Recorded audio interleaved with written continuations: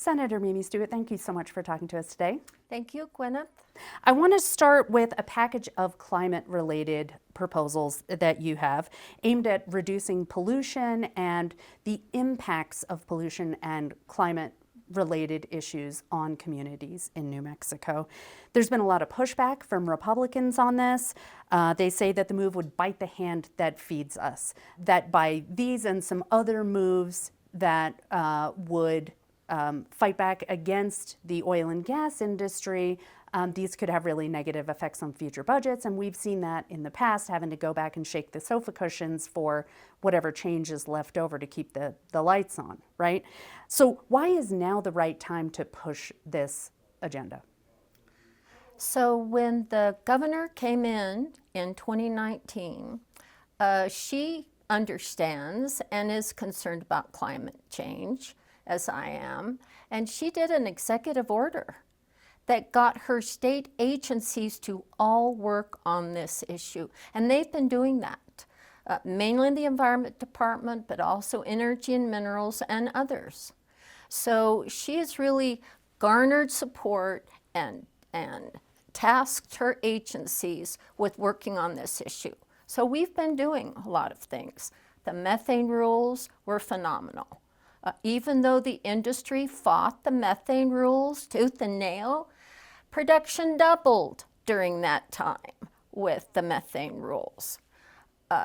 These three bills that are dedicated to mitigating or adapting climate change. Senate Bill 4. Senate Bill 4 set up a regulatory structure for business, for all of us, to continue to work on greenhouse gas emissions. That is the biggest driver of climate change, especially methane, which stays in the air 80 times longer than CO2. Both of those gases and other gases, mainly produced by oil and gas, but also by transportation and ag and building, need to be lowered in New Mexico. And that's what the governor said. Let's work towards lowering the greenhouse gas emissions. So we've moved the needle. We're 29% less greenhouse gas emissions. Her goal is to have 45% less by 2030 based on 2005. And that's just a marker that everyone uses because it was really pre-Permian Basin. So those goals and limits are achievable. We're all doing it. We're all working on it. But unless you put them in statute and you require more monitoring and more progress reports, we're not going to get anywhere. And our citizens deserve to have clean air, clean land, clean water. And our citizens are rising up and saying you must do something about the climate impacts in New Mexico. That's the purpose of the second bill. The second bill, Senate Bill 48, is a community benefits fund. There's about $300 million in there through the budget to send to communities for adaptation or mitigation of climate issues. Think Roswell, that got in 5 hours all the rain they're supposed to get in an entire year. It wiped out roads, bridges, businesses. People were stuck in their community center. They had to climb up on the top of the roof. We need to prepare for this climate crisis that we're in. And communities all over the state have asked for funding.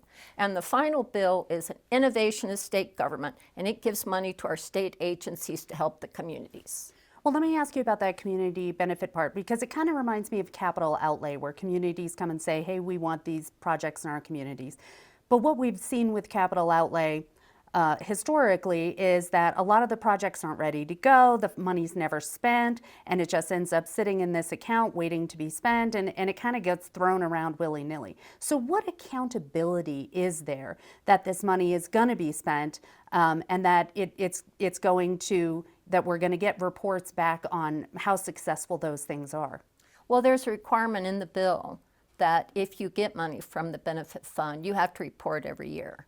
And it has to be looked at in the interim through the legislature. So I'm assuming it's going to be the Legislative Finance Committee.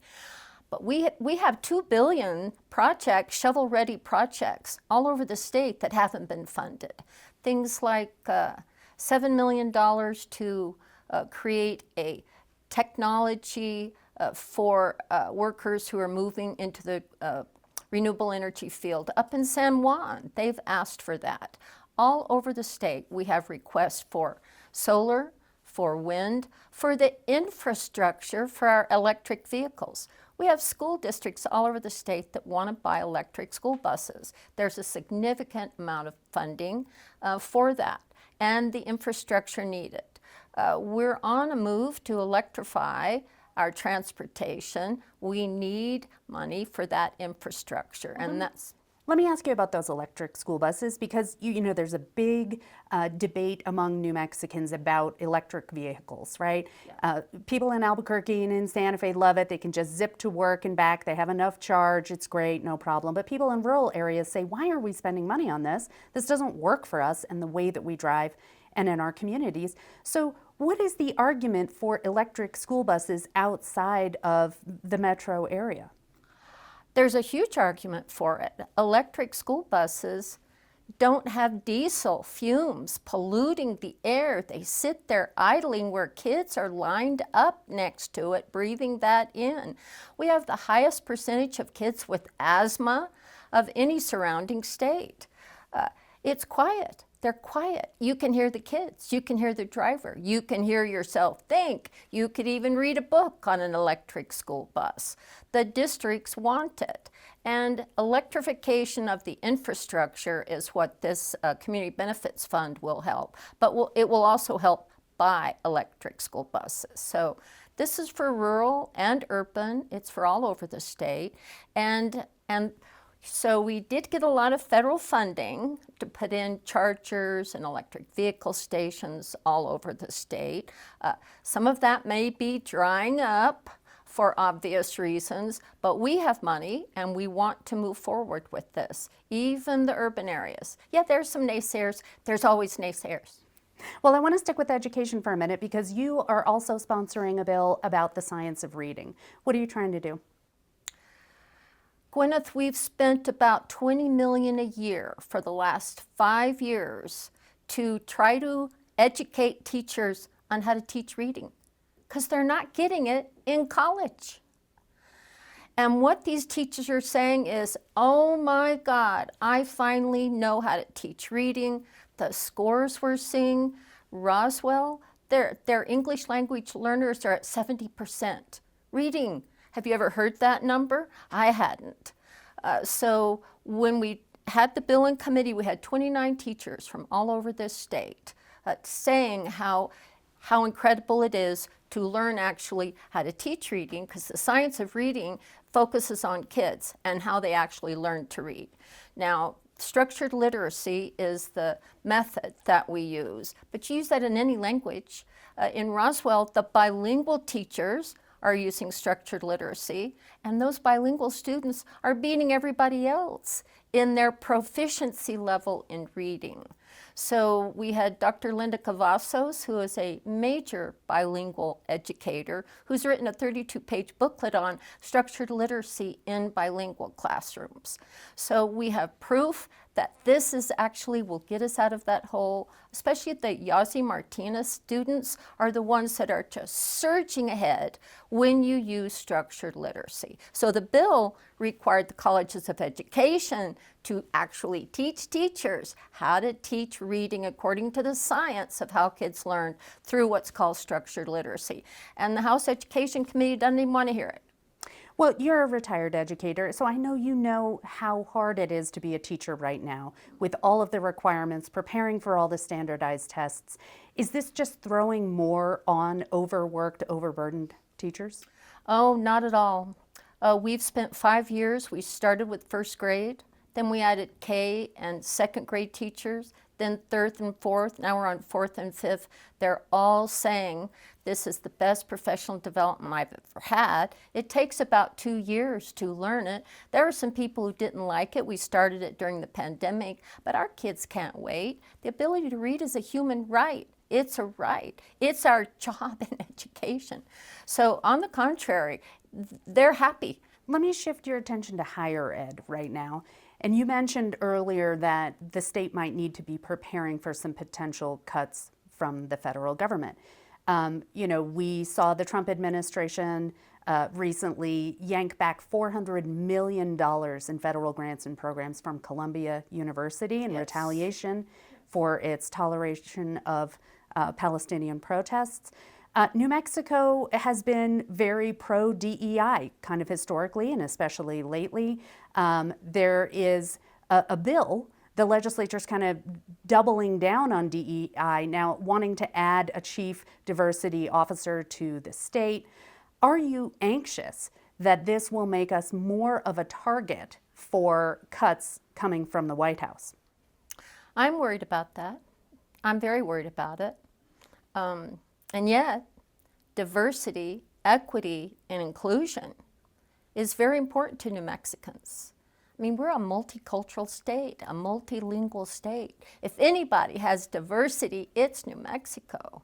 And we need to be able to ensure that people feel like there's equitable distribution of programs, of funding, job opportunities, housing opportunities. All of that is important to New Mexicans. So we're kind of going to be in this balancing of making sure we ensure diversity, equity, inclusion in our programming, in our job searches, et cetera, without getting the ire of the federal government. I don't know how it's going to work, Gwyneth. I don't know if we're going to be successful. Well, President Trump has framed this in a different way, saying that, ending DEI programs are a priority because these are, quote, forced, illegal, and immoral discrimination programs. So what I want to know is, what is the legislature doing to protect New Mexicans and their jobs from cuts in Washington? And what are you doing to protect higher ed? What a big question. So we have several bills moving through the session that are designed to protect women's reproductive health care information in particular, to protect our very diverse population, our LGBT community, our BIPOC community. It's important that they feel safe and that they live in a state that they love and can grow in. So it's in a lot of legislation. It's not big and bold and obvious, because for the obvious reasons, we don't want it to be big and bold and obvious. But we are well aware of it, and we are thinking about it as we do the budget and in the bills we pass and in the programs we pass. As you probably know, I teach at UNM. UNM's a Research One university. I don't know what we would do if we lost $400 million in National Science Foundation grants. What would you expect to see from a university faced with an economic disaster of politically targeted cuts? Are they going to roll over and play ball with the Trump administration? What we are doing, Gwyneth, is putting funds that we can into trust funds to prepare for cuts like that, because we don't want higher ed to be cut. Higher ed is very important to New Mexico, and UNM in particular. It's really our flagship university. So we are squirreling money away into funds that we could use if something like that happened. We're already preparing for a special session later this year where we might have to do that. We have lots of funds that we can put money into, and we're busy squirreling it away for this very possible and probable cuts from the federal government. Last thing, and on higher ed, about the regents. The process has been scrutinized a lot lately in the wake of problems at Western and the governor nominating her brother to be a regent at Highlands, only for him to step back. As of today, there are still no public nominees for the 4 remaining board positions at Western.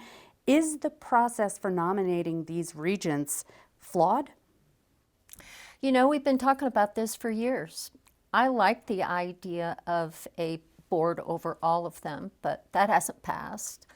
We have passed better training for regents.